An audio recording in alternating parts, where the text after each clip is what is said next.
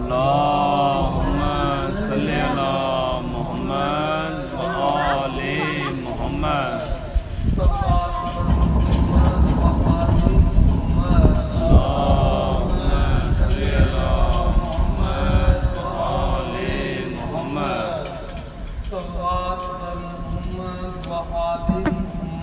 अल्लाहुम्मा सल्ली अला मुहम्मद व आले मुहम्मद।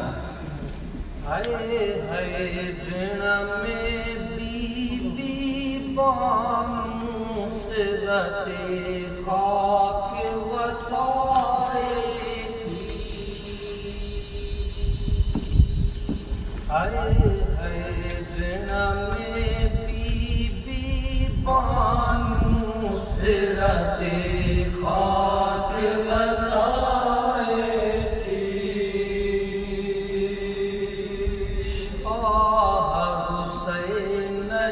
लाशत बेची ने नीर बहाए थी। आहूं ताहूं अरशद साने हिन पर हाल सुनाए थी। सदा बीबी अजीनू प्यारी सानिया रिया से लाए थी। खाते आई बुरे तदा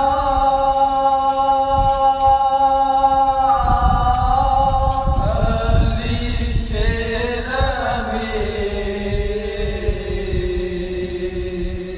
उड़ मुसबई कते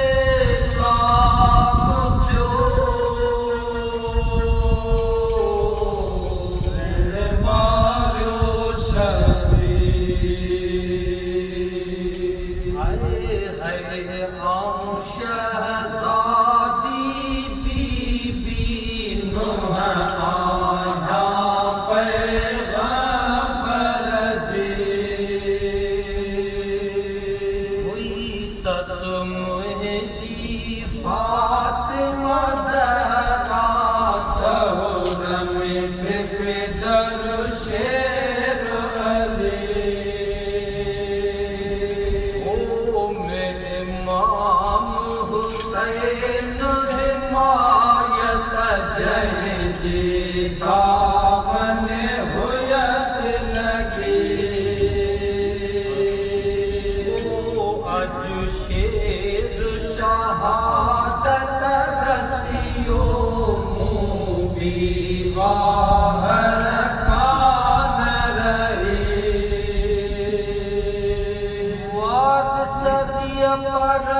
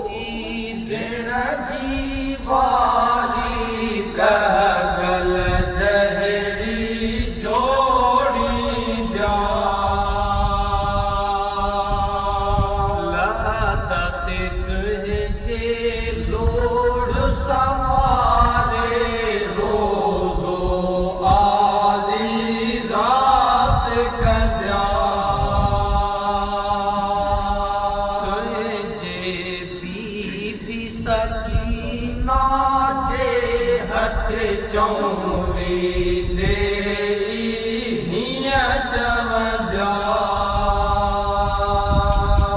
चौरी धार कबरते अम्मा आऊं तो सदको थी जा।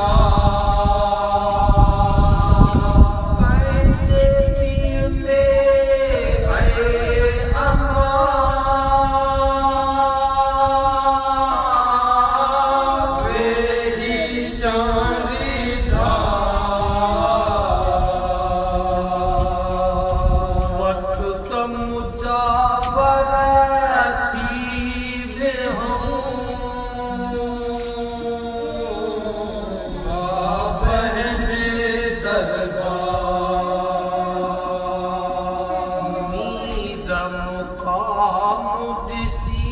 जगत जो आलम दो ज़ियारत ला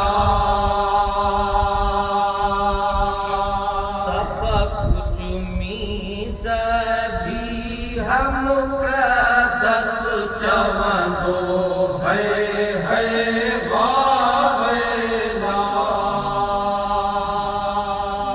है पैगंबर जा पुट प्यारा मीर मदीनो माग संध्या कज़ा कर बल में आने कत्ल करे दिल खबर कया मदीने में मुस्तफा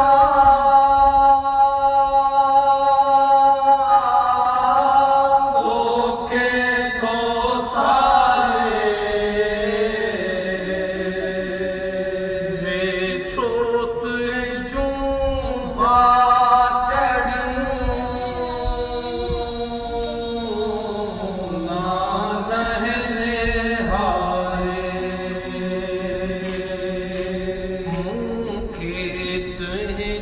मुजावर जानी पुछंदा मुंहिंजी हकीकत चवंदा माई बीबी मुजावर तो सिर आयो कहिड़ो सवाल बेटी ऋण वाही थी रोई वाए बेजाई हालो हवा चवंदस सुन ऐ मोमिन सादिक मुंहिंजी मुसीबत आहे मुहाल मुरसल जाम जी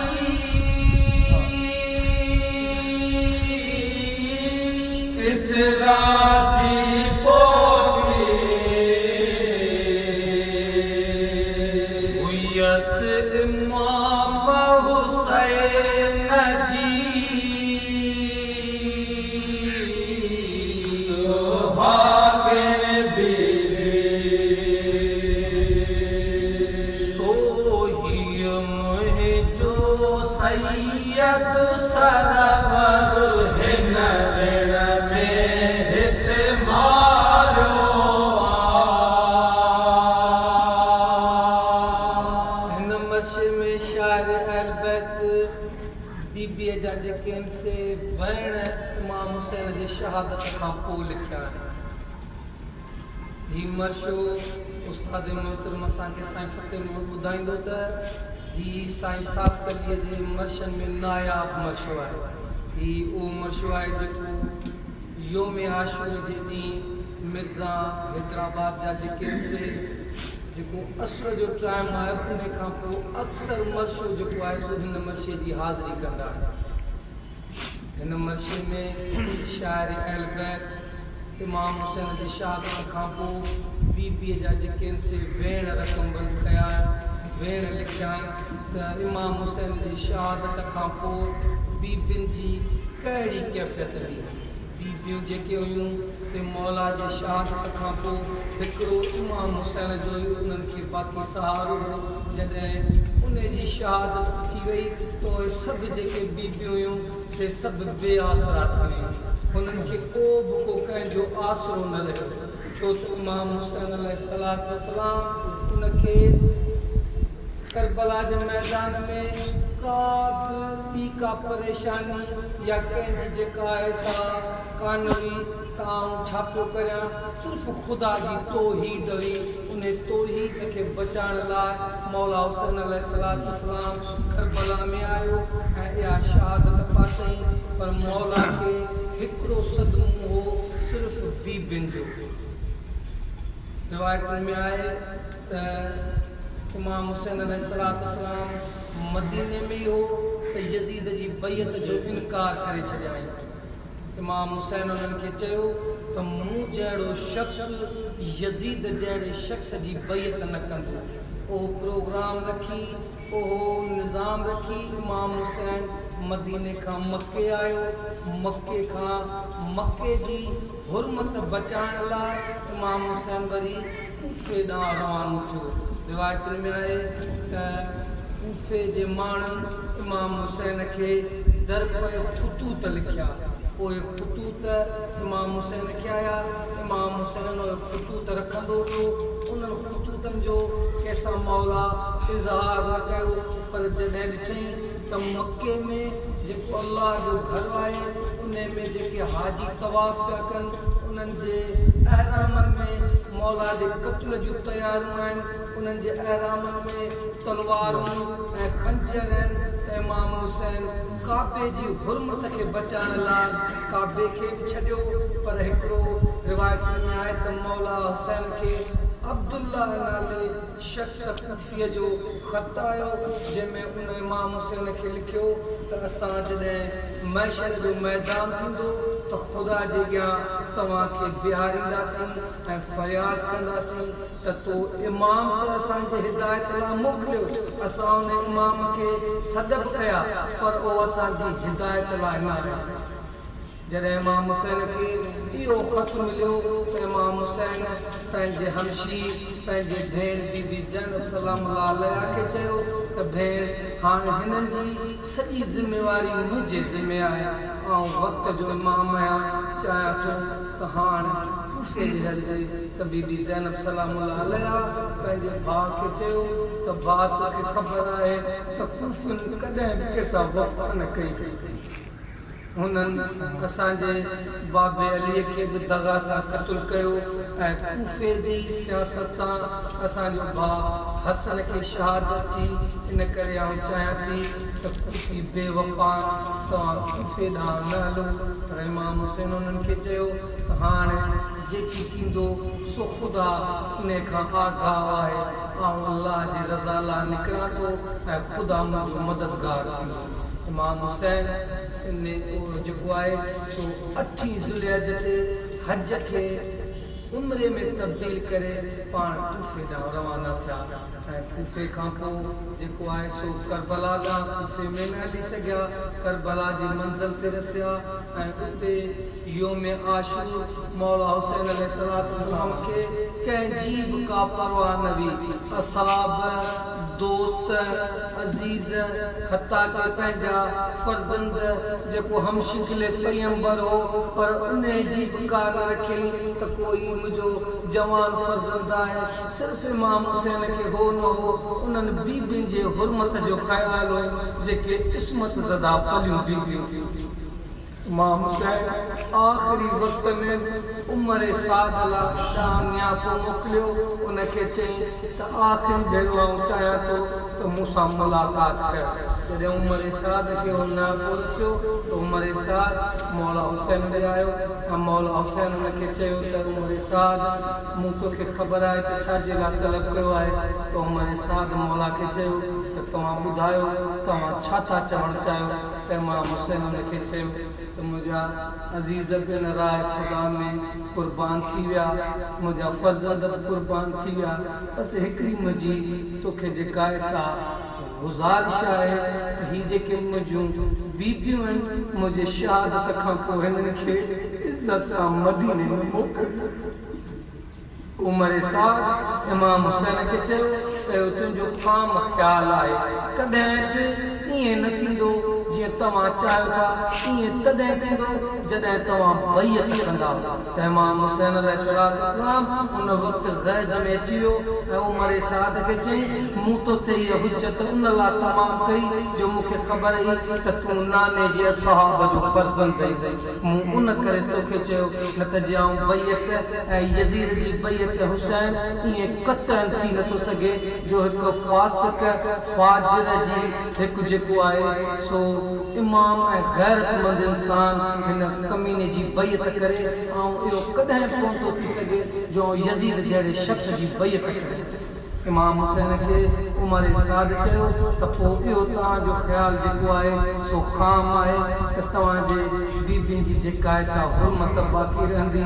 त इमाम हुसैन अलैहिस्सलाम उमर साद जा ए लफ़्ज़ ॿुधी वापसि ख़याम अहल बैत में आयो ऐं उते पंहिंजी भेण बीबी ज़ैनब सलामुल्लाह अलैहा खे सॼी ॻाल्हि खां आगाह करे उनखे चई त भेण इहा मुंहिंजी जेका सॼी क़ुर्बानी आहे सा नाने मोहम्मद जे उम्मत जे इस्लाह लाइ आहे ऐं ख़ुदा जे तौहीद लाइ आहे। ऐं तोखे इहा आख़िरी वसियत करणु त अगरि हिन क़ुर्बानीअ में अगरि हिन मंज़िल में तुंहिंजो अगरि परदो बि वञे त हुनजी परवाह न कजे। बीबी ज़ैनब सलामुल्लाह अलैहा उहा इस्मत ज़दा बीबी हुई जो हिकु ॾींहुं पंहिंजे घर में हुजरे में क़ुरान जी तलावत करे रही हुई त एॾी त क़ुरान पाक जे तलावत में महव थी रही जो बीबीअ जे सिर तां चादर लही वई। उनखे को ख़ौफ़ जेको आहे सो ख़बर न पई त मुंहिंजे सिर तां का चादर खिसकी वई आहे। उन ॾींहुं जेको आहे सो सिज जेको आहे सो उभरियो कोन। मदीने जा माण्हू मौला अली अलैहिस्सलाम वटि आया हिनखे चयूं त मौला शायदि क़यामत अचण वारी आहे जो अॼु जेको आहे सो सिज नथो उभरे, छा माजरा आहे। त इमाम मौला अली अलैहिस्सलाम यकदम पंहिंजे घर आया, ॾिठाऊं त बीबी ज़ैनब क़ुरान पाक जी तलावत में एॾी त महर हुई, एॾी त जेका आहे सा हुन में समाई पई जो हुनखे पंहिंजे सिर जे चादर जी बि ख़बर न पई। मौला अली अलैहिस्सलाम उहा चादर बीबीअ जे सिर ते ढकाई ऐं उन खां पोइ उहो सिज जेको आहे सो ही ओहे इस्मत ज़दा पलियल बीबी हुयूं। पर जेका करबला में हिननि बीबियुनि जी तज़लील थी, जेका बेहुरमती थी, उहा जेको आहे सो शाइर अहल बैत या उलमा इकरामनि वाज़ ॿुधाई आहे त बीबियुनि सां एतिरे क़दुरु तशद्दुद कयो वियो जो शिमर मलाउन जॾहिं बीबी ज़ैनब सलामुल्लाह अलैहा जी शाम ग़रीबा जे चादर ते छिकी त शिमर हिकिड़े तरफ़ चादर छिके, बीबी ज़ैनब वरी उहा चादर पाण में छिकी। अहिड़े तरीक़े सां उन मलाउन जेको नेज़ो उनजे हथ में हो उहो नेज़ो बीबियुनि जे सिरनि में ते हलियो। उहो नेज़े जूं अनियूं ईअं बीबियुनि जे सिरनि में ते लॻियूं जो उहे चादरूं परण मिसाल थी वयूं ऐं बीबियुनि जे सिरनि मां खून जारी थिए थो। जॾहिं उहे चादरूं रिवायत में आहे त दरबार यज़ीद में यज़ीद जे अॻियां आयूं त यज़ीद जॾहिं उन्हनि चादरुनि जी उहा हालत ॾिठी त शिमर खे चयईं त चादरूं ही अहल बैतनि जूं हिननि बीबियुनि जूं याद सम्झ में ॻाल्हि अचे थी, पर हिननि चादरुं जेके आहिनि से हीअं गिरबाल वांगुरु परण ऐं जेके आहिनि से तुन तुन ऐं खून सां लथपथ आहिनि, इहा ॻाल्हि सम्झ में न पई अचे। त शिमर उनखे चयो त यज़ीद तोखे छा ख़बर आहे ही चादर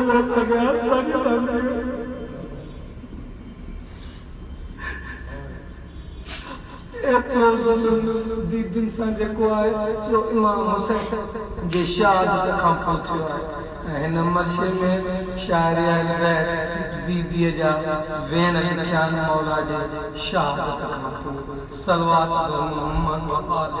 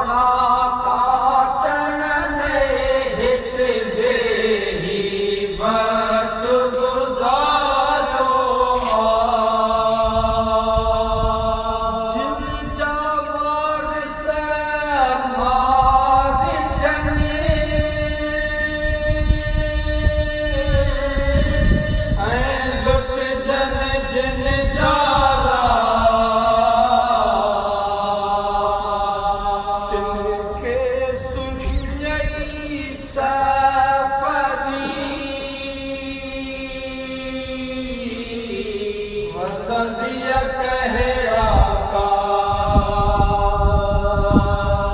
हाय मुझो शाह सुवारो हाय मुझो सिरवाले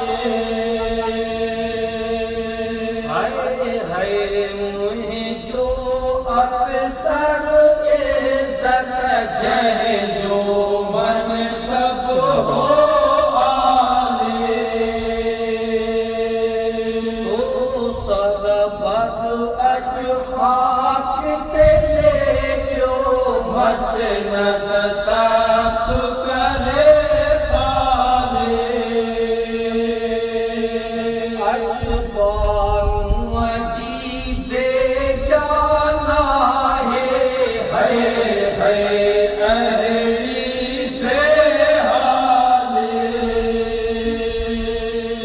मुझा बरस तो बिये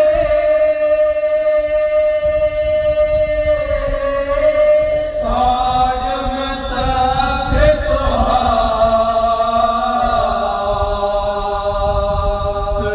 जो सारे तो सदा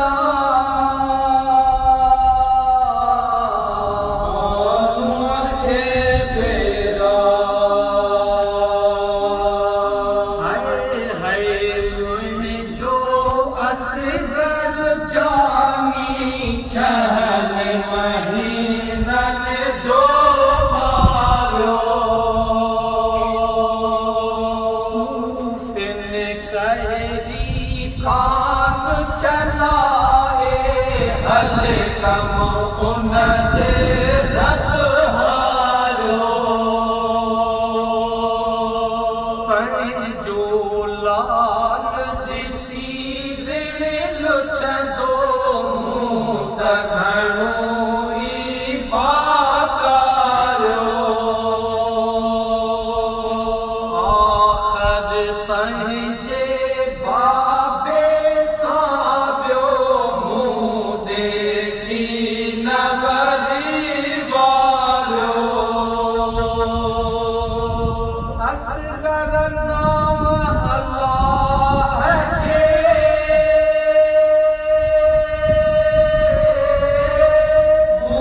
घर मोतिया तोखे सारियो थी मरे है तुझी मुझा असगर आओ बरी तुम जा जानी मोतीरा प्यारा बचड़ा परियो बुझो थी शालम लग गई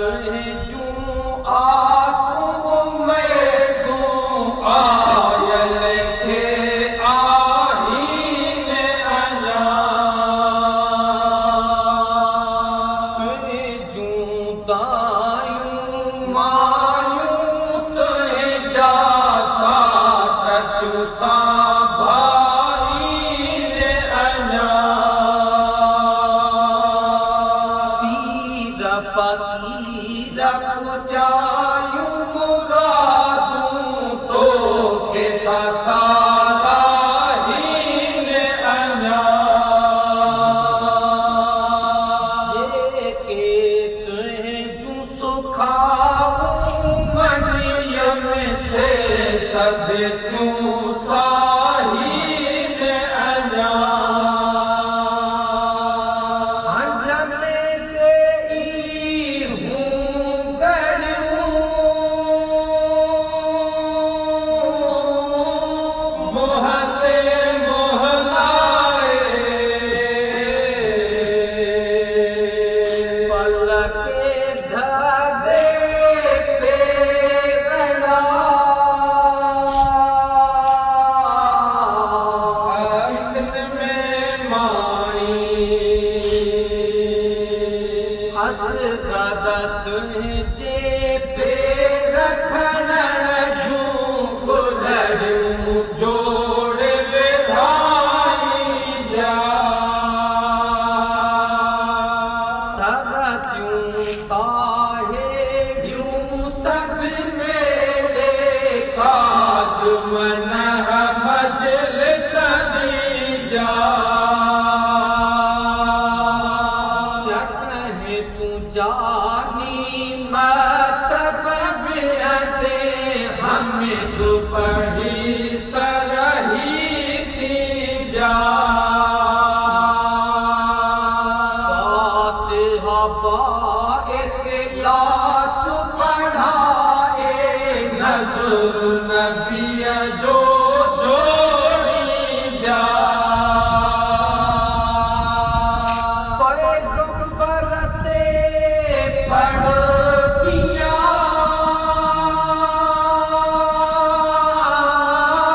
हसन रोज़े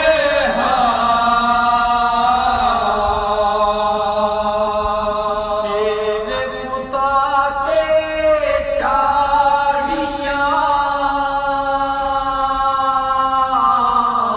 फूलन जी दस्ता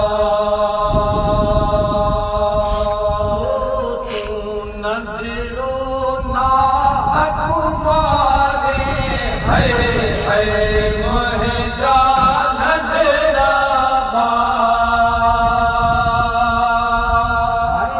हाय नजरा ना अकुमारे है मोहे जाने रनचा जे रोज कर जले तो जानी वाइट मन खाने रनना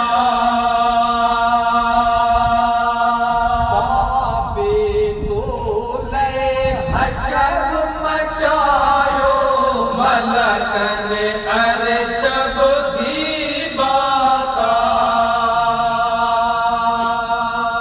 असगर अम्मा खे हयई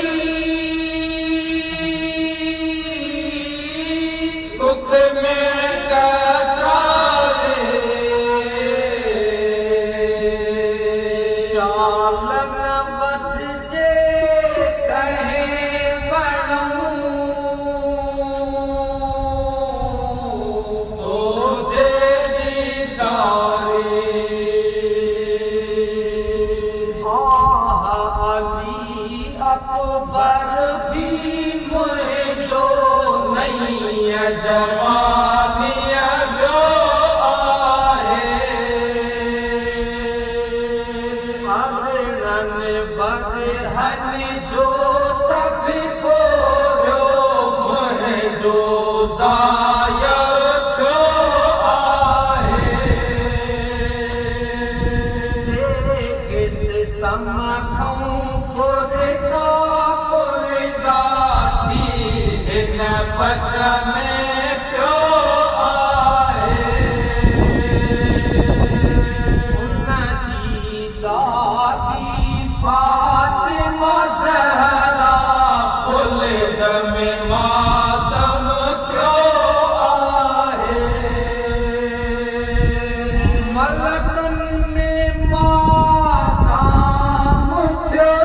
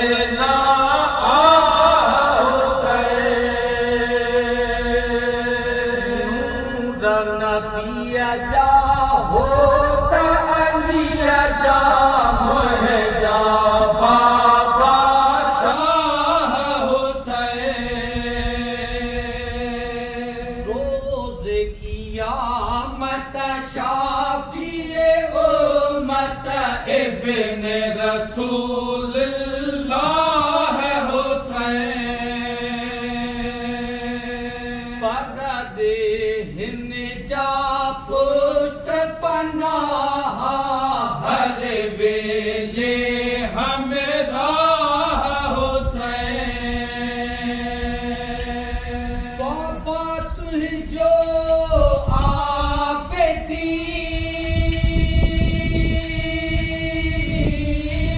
शाम हलो आहे बिन तुझो काफिलो कैद कयो आहे बाबा तुझो आबिद तो ले पंहिंजो सिर सदको ॾींदो तुझे सिरतूं सदको थींदो तो वेठे ऋण ॾे ॾींदो मात अबा तो बैद न जाना मुंहिंजो मुक़दर छा थींदो या को ऋण में मारे वींदो या को कैद करे वींदो अजुनान जा उम्मती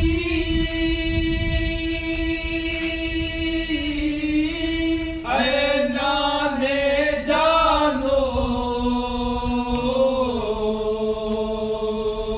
तुझो सिर लाहे कंदा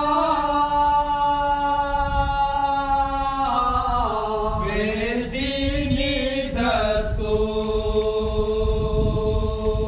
बाबा तोखे मारे ज़ालिम सिर नेज़े ते चाढ़ींदा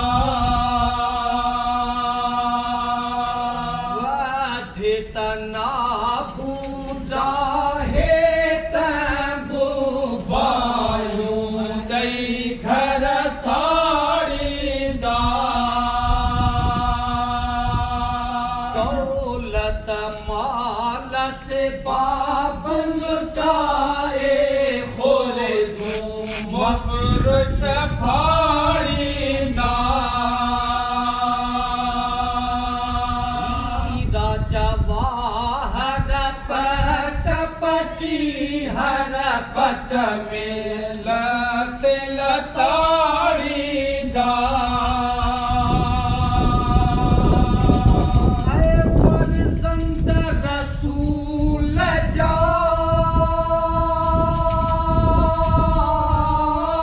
सिर आलम जा सरताज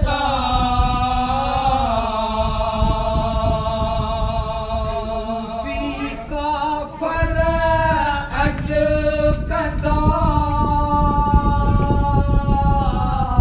भक्त संग तारा बाबा तोखे मारे कूफी आह असांखे कैद कंदा बाबा तुझा बेकस तो ले है ऋण में रत रुअंदा हर हर मुँह क्यों पार मदीने नाना नबीअ खे हीअं चवंदा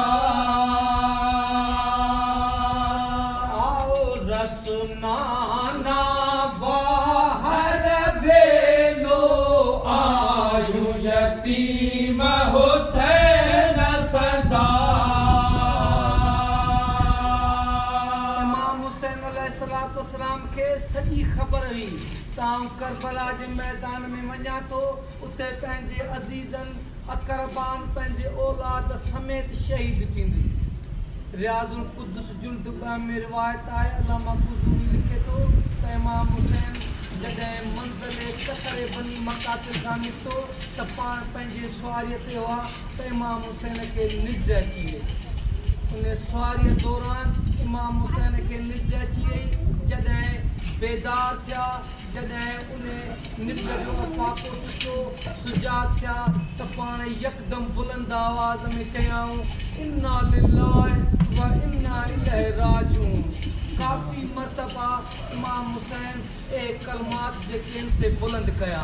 शहज़ादो अली अकबर अलैहिस्सलाम पंहिंजे पीउ ते आयो ऐं उन वक़्तु पंहिंजे पीउ खे अर्ज़ु कयईं त बाबा ख़ैरत आहे जो तव्हां कलमा इस्तरजा बुलंद कया आहिनि, दुख जा कलमात पढ़िया आहिनि। त इमाम हुसैन अलैहिस्सलाम पंहिंजे फर्ज़ंद खे चयो त अकबर मूं ख्वाब ॾिठो आहे ऐं हाथ बि आवाज़ मूंखे आयो आहे त हीउ क़ाफ़िलो अॻियां हले पियो, मौत हिन जे पोयां कायो अचे। इमाम हुसैन खे पंहिंजे फर्ज़ंद चयो त बाबा छा असीं हक़ ते न आहियूं? त मौला उनखे चयो त बचड़ा हा बेशक पाण हक़ ते आहियूं ऐं हक़ पाण सां गॾु आहे। शहज़ादे उन वक़्तु पंहिंजे पीउ खे चयो बाबा अगरि जे पाण हक़ ते आहियूं त असांखे मौत जो को बि ख़तरु कोन्हे। असांजे लाइ मौत माखीअ खां बि वधीक मिठो आहे।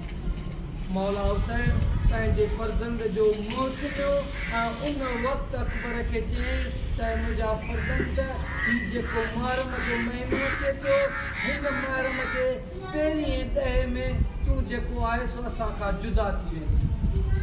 मौला हुसैन खे सॼी उन ॻाल्हि जी ख़बर हुई। जॾहिं सफ़र कंदो कंदो ॿी तारीख़ ते ज़मीन करबला जे सरहद ते वार थियो त इमाम हुसैन अलैहिस्सलाम जो घोड़ो बीह रहियो। मौला जेको आहे सो लगातार 7 घोड़ा बदिलाया पर को बि घोड़ो अॻियां न वधियो। एतिरे में बीबी ज़ैनब सलामुल्लाह अलैहा मौला हुसैन खे जेको आहे सो नियापो मोकिलियो त चई त भाउ हुसैन हिन कहिड़ी जॻह ते तव्हां जेको आहे सो बीह रहिया आहियो, हिते क़याम कयो अथव। हीअ त उहा जॻह आहे जिते पहुचण सां मासूम ॿारनि खे बि क़रार न आहे, उहे बि रुअनि पिया। तव्हां हितां खां हलो। त इमाम हुसैन पंहिंजे हमशीर खे चयो त भेण मुंहिंजी सुवारी हितां न पई हले, शायदि हीअ ई असांजी आख़िरी जेका आहे सा आराम गाह आहे।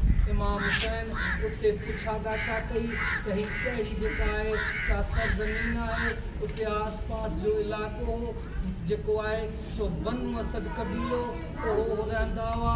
उन्हनि खे मौला घुरायो ऐं उन्हनि खे चई त ॿुधायो त हिन ज़मीन जो नालो छा आहे। त मौला हुसैन खे कंहिं ज़मीन जो नालो चयो त मौला हिन खे नए नवा सॾियो वञे थो।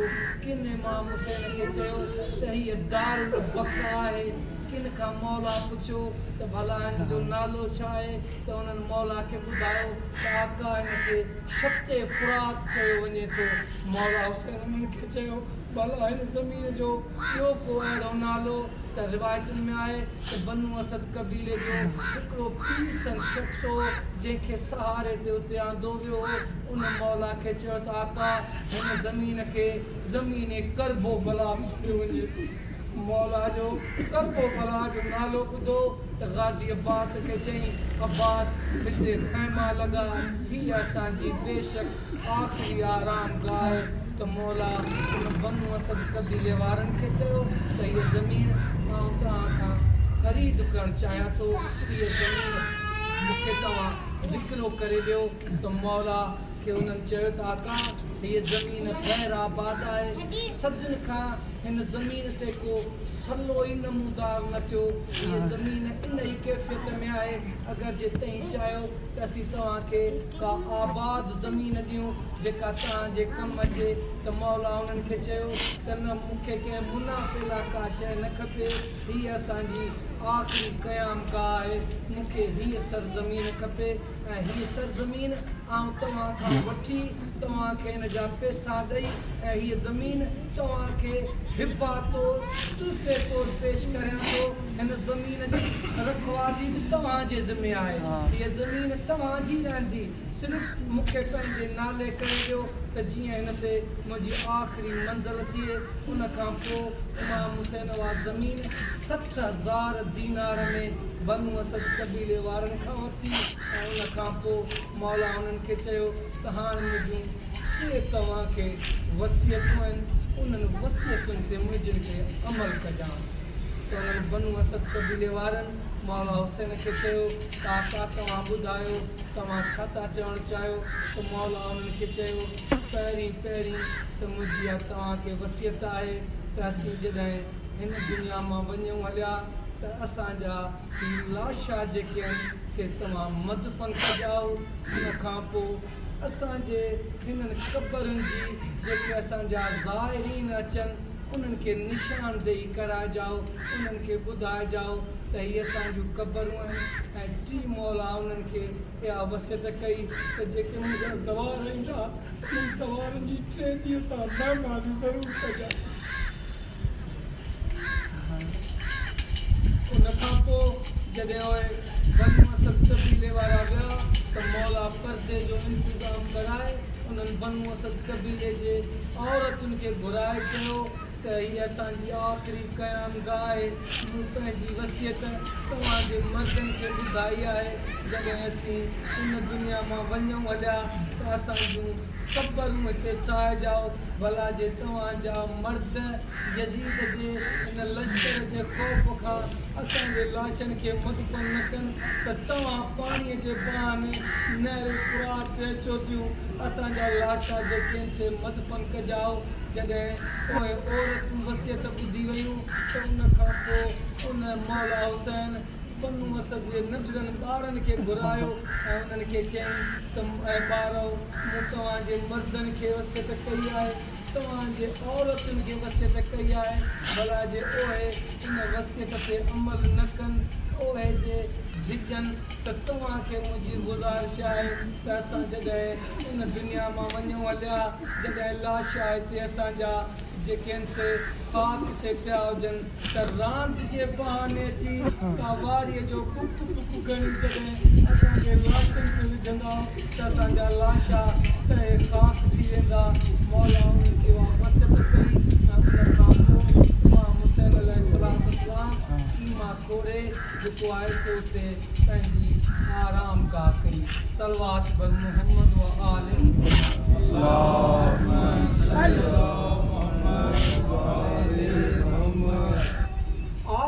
रसुनाना बाहर बेलो आयूं यतीम हुसैन सदा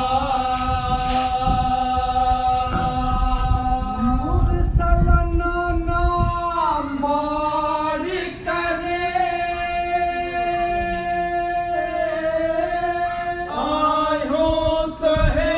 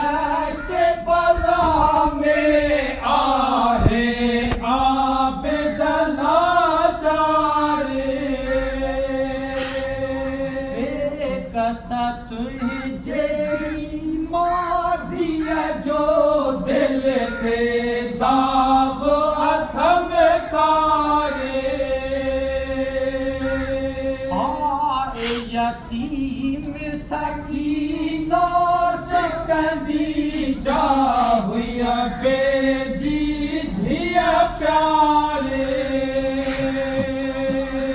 जो अपनो अल्लाह जो कहदी चले के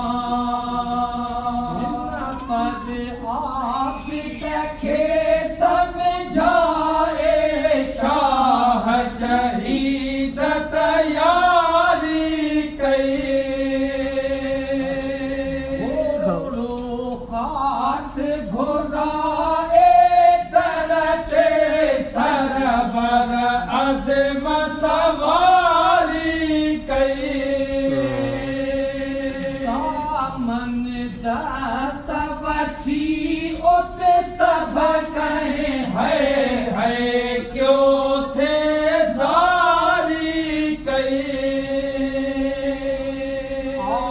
आखिर शेर शहादत रसियो आलम ऊंदह कारी कई साबित अली से देखमो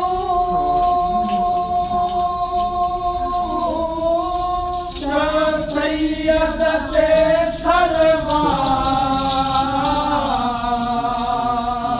सलवार शर्मे कहे जी कंदो नबी जामन जा मातम